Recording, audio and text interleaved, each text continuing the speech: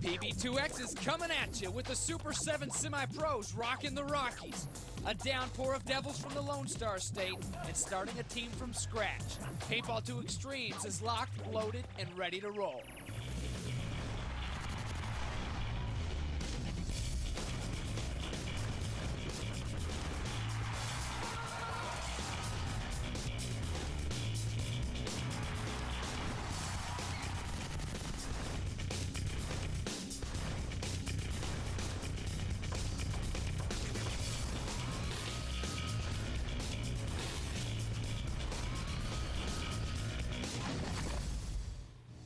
That, my friends, is beautiful downtown Denver, Colorado.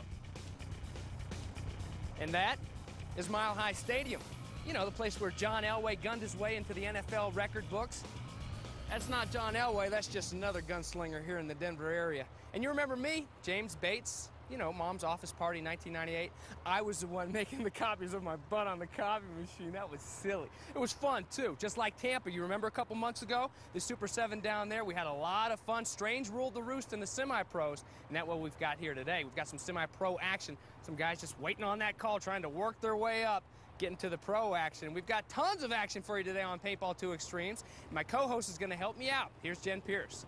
You know, James, you got to wonder here at the NPPL Super 7 how these athletes are coping with this high altitude. When they say the Mile High City, it is just that, over 5,000 feet above sea level. And I am really feeling this as I climb up these stairs. When you couple that with the nearly 100-degree heat and the intense NPPL formats, these semi-pros just might be semi-conscious by the end of the day. Later in the show, I'm going to profile one of these top competitors. But before we get too far along, let's go check in with James and get down and dirty.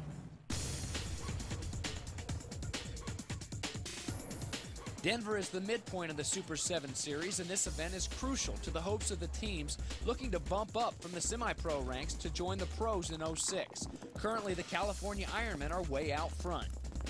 I think if we win here, we pretty much have it locked up. Doesn't really matter how we do at the other events. Of course, we're going to go to the other events and win, but as long as we win this one, I think we got it pretty good. The Ironmen's large lead has some of their pursuers taking a strategic approach. Right now, we're sitting in third place. We just basically got to finish in the top 4 of these next 2 events, and we'll pretty much seal it off and pump up the pro next year and see what that's all about. But those top 3 teams had better keep an eye out for such chargers as Distortion and Shock. And never, ever disregard the boys from Famous or Bob Long's Assassins, who both have shown some strong improvement as the year has gone by. It could be a real dogfight by the time the season wraps up in Miami. That's all the dirt you're going to get here at the NPPL Super 7, because here the fields are all made of action turf. And you got to wonder, what do the players think about it? Let's go find out. Grass. It's a lot better, you get better traction, and you don't slip all over the turf due to the paint. So far, we've been more successful on the grass, and it's a lot softer, it doesn't hurt. I like the turf. It just keeps it, because it doesn't wear out. The grass is good at the first day, but after a while it wears out. The turf doesn't wear out. I think grass is like a lot easier to slide, grip, and doesn't like burn your hands and put holes in your kit. When it gets muddy, the grass is no good and the turf's good, you know. Well, the turf's a little bit cleaner, but the grass is a lot softer. So there you have it, some real opinions on the fake stuff. Now, if you want to avoid those bruises, the strawberries, the rug burns, the scrapes, you have to have good gear. And that's what this week's 1-Minute Review has for you.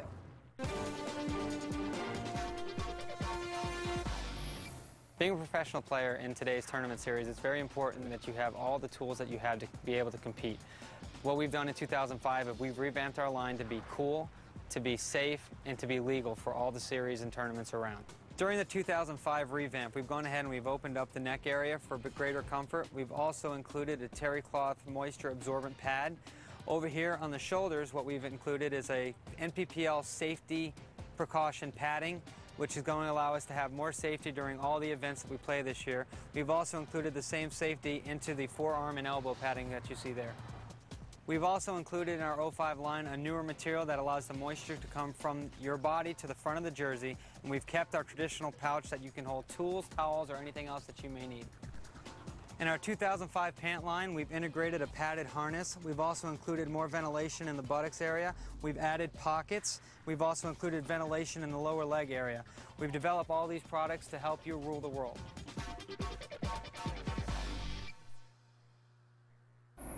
Ah, the sun's hot, and it's high, above the mile high. And look at that. This early in the show, and I've already broken the seal. Little drops of sweat. So by the end of the show, I could be wringing wet, but it just doesn't matter because we're having so much fun here in Denver. And when we come back on PB2X, Jen will check in with one of the semi-pro leaders, and we'll get to that final round action here at the Super 7 in Denver. Stay right there.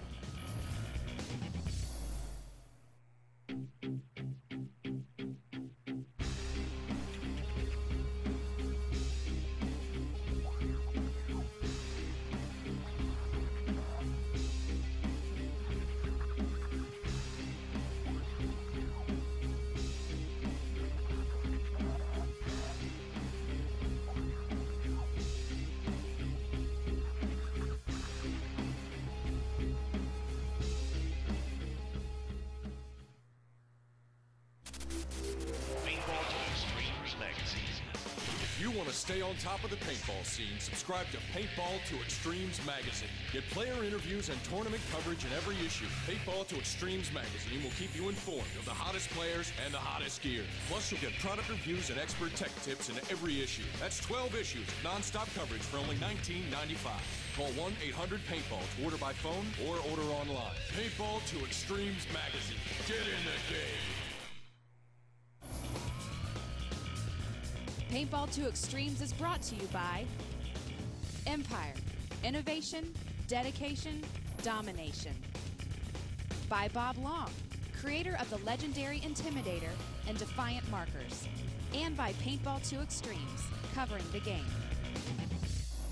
Invesco Field at Mile High. How about just plain old Mile High Stadium? The Mile High City, Denver. And right over there, you got to trust me because you can't see them, are the Rocky Mountains. And the Colorado Rockies, you know, the baseball team with Todd Helton and the purple pinstripes, they're right over there. But this right here, it's where they play some serious football. They're in the thick of that season right now, and they're trying to get on up the hill. Hey, some other guys trying to push their way at the top here at the NPPL Super 7 in Denver. Some young pups coming up in the semi-pro ranks. Dude, why couldn't you just put like a paintball or two in there? You're doing good, though. Keep it up. Oh, that's hot. Let's go check them out.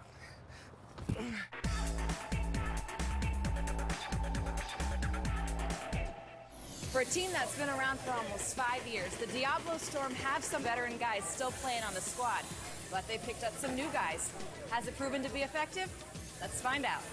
Yeah, we do have some young guys on the team, like Giancarlo DePrato, Dusty and Devin Odell, you know, the younger guys. Colt Roberts is one of the younger guys. So new personnel to the team, but definite assets for sure.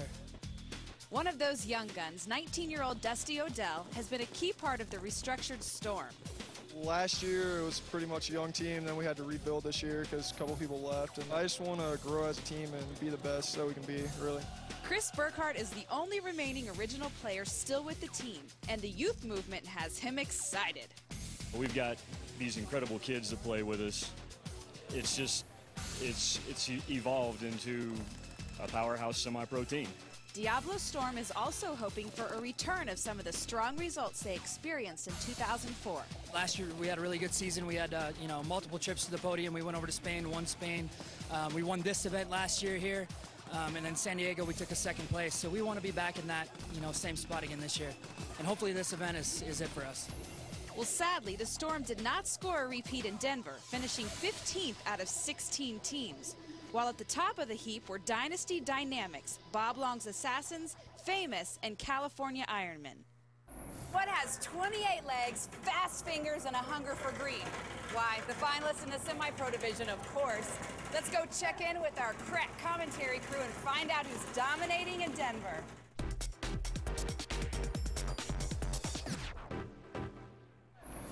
And Jen, when those four teams got it on, it was Ironmen over Dynasty Dynamics and Bob Long's Assassins over Famous in 2 games. There's the Assassins right there. And on the other side in the red, it's the Ironmen. These are highlights from game 1 of our finals, getting it on. Both these teams coming out of the gate strong, throwing paint, trying to get a couple casualties on the break. Looks like the Ironmen spread it pretty wide, trying to get some territory on the break. And the Assassins look like they might have suffered 1 or 2 casualties. Ref checking the player now. Yeah, looks like one down. The Ironmen having an advantage here. Oh, another assassin going back to the net. So Bob Long taking a beating here early, but still trying to make right in his something grill. happen. Another one. Todd's fired up. Yeah, Todd Adamson shooting him right in his grill. Get very excited. The Ironmen spreading it wide. Here look like they're going to try and push this snake up the right side. Well, pushing and sliding and sliding and pushing. See how they use this turf to their advantage. The turf down here in the parking lot of Mile High Stadium. Look at him slide. Zizek Barrow on the slide for his Ironmen. Firing away now. He's up right there near the 50 and goes across it. Yeah, Zizek making a beautiful move into the snake. He's going to work his way up that right wire. Looks like the Assassins now having to suck it tight and play a little bit of defense. Ironmen definitely have field position in this game so far. Back on their heels. Almost lost another one, but dipping behind the pop can. Moving still are the guys in red. Zizek crawling down the right side, getting on their side of the field, giving them a huge, but Billy Saransky taking one in his right arm. That could change it a little bit, but the Assassins still look like they're in a defensive mode with the Ironmen all the way up the right side of the snake. So everything seemed to be going the Ironmen's way until Saransky gets hit, and it looks like Barrow may have just taken one to the ear. The ref will check him out and take him out. How about this? Wow. So the Assassins with the defense sitting back and waiting. Tyler Harmon will strut down and take the flag. That's game one. We'll be back later with game two. In a few weeks, we're going to take you to the International Amateur Open. And we thought it would be interesting to track a newly formed team and watch them prepare for this event. Let me introduce you to the team that will be known as PBX Factory.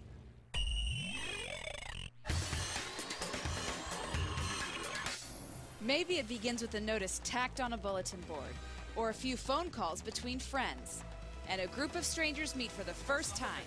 Their goal, form a new paintball team. Their timetable, 3 weeks to their first tournament. So how would they describe day one? It was a little rough. It's kind of chaotic. It's very close to chaotic, but not really that negative. There was a lot of confusion. After running a series of drills to check out the players' technique, the team's brain trust figured the next step would be to hold a scrimmage, and they learned a lot from watching the different styles of play. We wanted to basically find somebody who's going to be a lot more mature in terms of handling the pressures, somebody who won't get rattled. The last thing that we wanted to get on a team, regardless of their talent level, was to get an egomaniac on that team. Another key moment in the early stages was to debrief with the players on what they did right, what they did wrong, and how to improve. A crucial factor is communication. You got to kind of rely on the guy behind you to say, hey, do this, go here. And he's almost like your joystick, I mean, he's telling you what to do. You're just a video game. Next week, the PBX Factory video game gets more intense.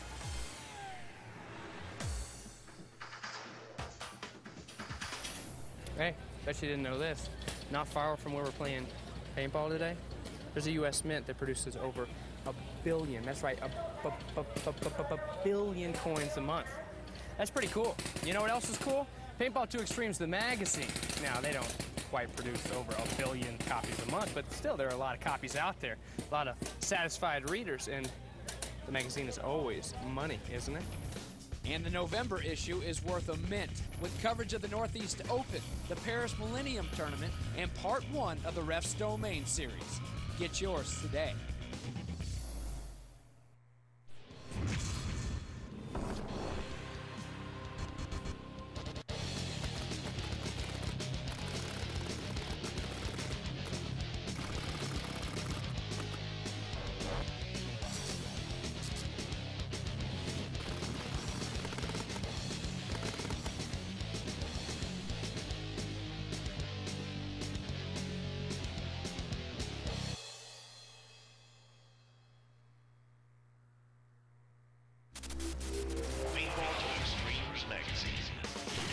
Stay on top of the paintball scene. Subscribe to Paintball 2Xtremes magazine. Get player interviews and tournament coverage in every issue. Paintball 2Xtremes magazine will keep you informed of the hottest players and the hottest gear. Plus, you'll get product reviews and expert tech tips in every issue. That's 12 issues of non-stop coverage for only $19.95. Call 1-800-PAINTBALL to order by phone or order online. Paintball 2Xtremes magazine. Get in the game.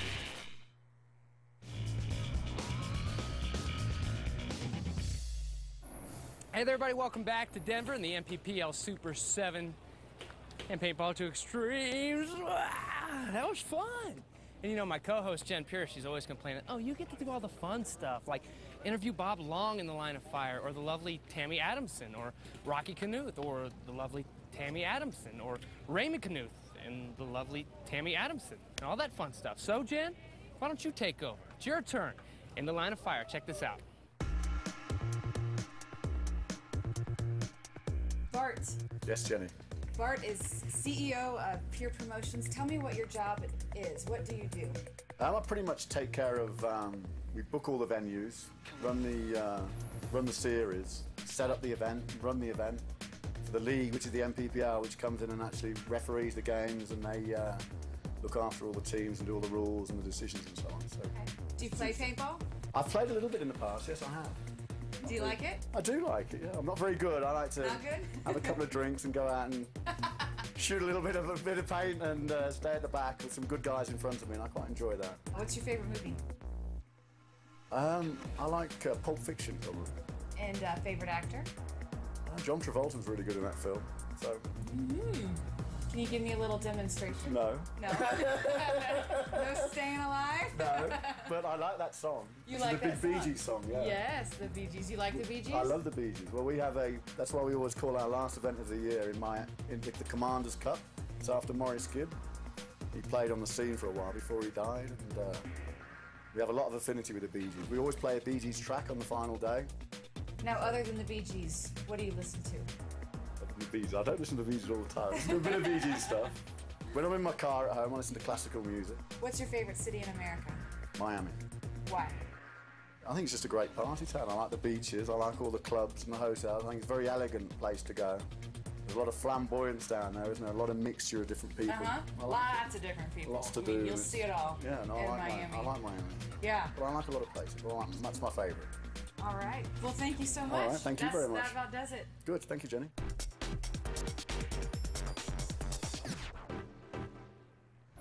All right, Jen, you call that in the line of fire? How about this? This is the line of fire. The Ironmen on the right, Bob Long's Assassins on the left. The Assassins took game one. Here's game two in Denver. And the Assassins found themselves in the first game playing a little bit of defense. Looks like they were trying to spread it out wide this time, take a little more territory. That snake really hurt them last game. Ironmen in the red, in the gray, Bob Long's Assassins. Assassins up one game right now. They win this one, and they take home the championship here in Denver, the NPPL Super 7.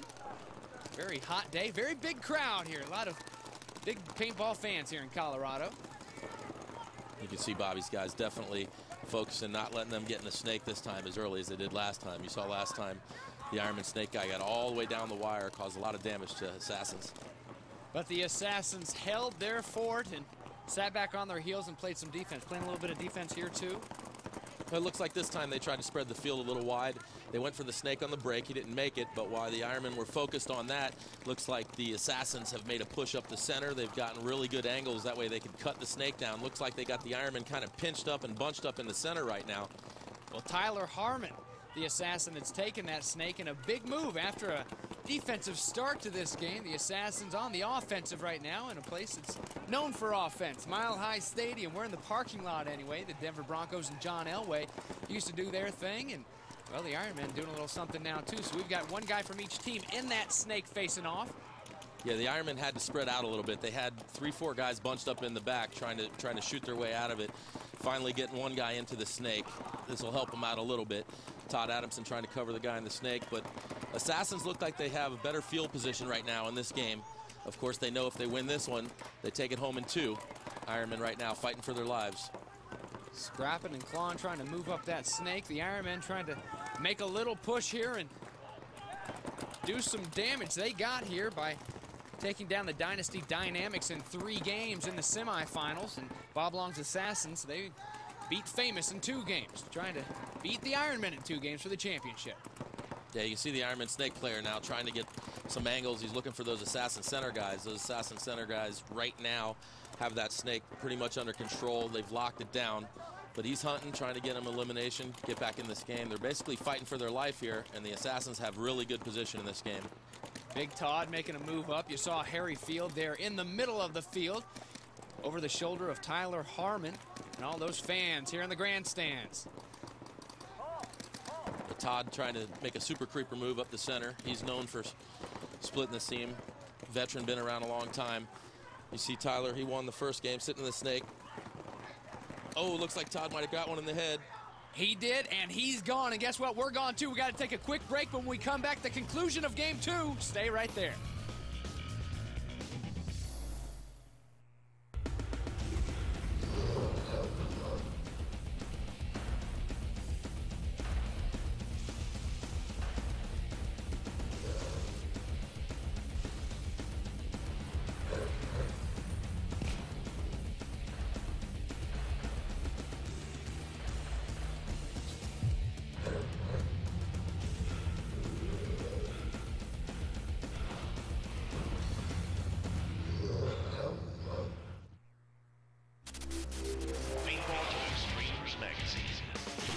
Stay on top of the paintball scene. Subscribe to Paintball 2Xtremes magazine. Get player interviews and tournament coverage in every issue. Paintball 2Xtremes magazine will keep you informed of the hottest players and the hottest gear. Plus, you'll get product reviews and expert tech tips in every issue. That's 12 issues of non-stop coverage for only $19.95. Call 1-800-PAINTBALL to order by phone or order online. Paintball 2Xtremes magazine. Get in the game. Paintball 2Xtremes is brought to you by National Paintball Supply, #1 supplier to the #1 extreme sport. By Diablo, play with fire.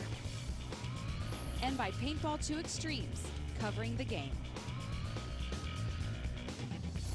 Welcome back, everyone, as the drama in Denver continues here in Game 2 of the finals of the semi-pros. James Bates, Paul Bolenbach, and the Ironmen and Bob Long's Assassins going at it. The Ironmen in the red on the right and on the left, hunkered down right now, trying to make a move. Bob Long's Assassins. They won Game 1, trying to take Game 2 and a championship home.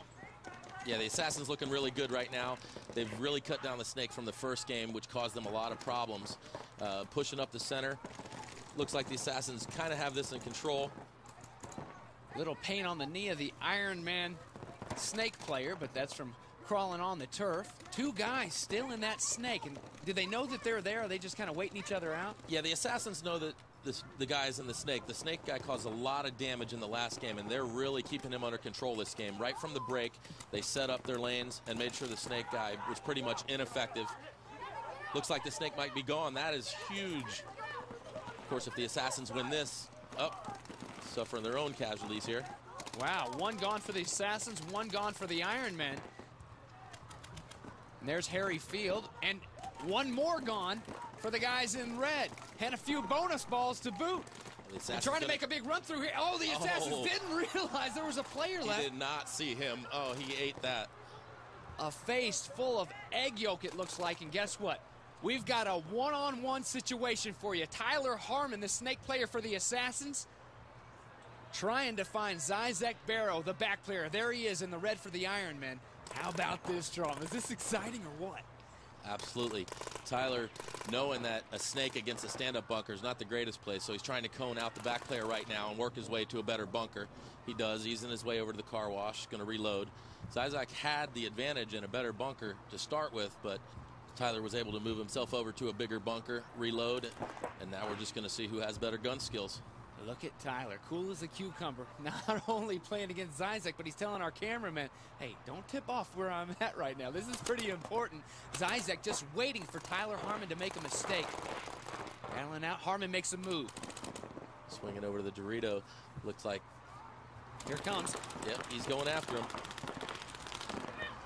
Oh. And he got him in the left shoulder. How about that? Tyler Harmon and the Assassins. They'll take Game 2 and the championship here in Denver. Tyler Harmon, put a cape on that kid. That's 2 games in a row. Wow, Jen Pierce is now with Harmon and his buddies, the champions from the NPPL Super 7 in Denver. All right, this is the first NPPL event that you guys have won so far. How do you feel? Good, feel great. Feels good to win anytime. And you were the last one standing. You won it for the team. How does that feel? Feels great. We all did it as a team, and we all won as a family. Well, good. Right. Congratulations.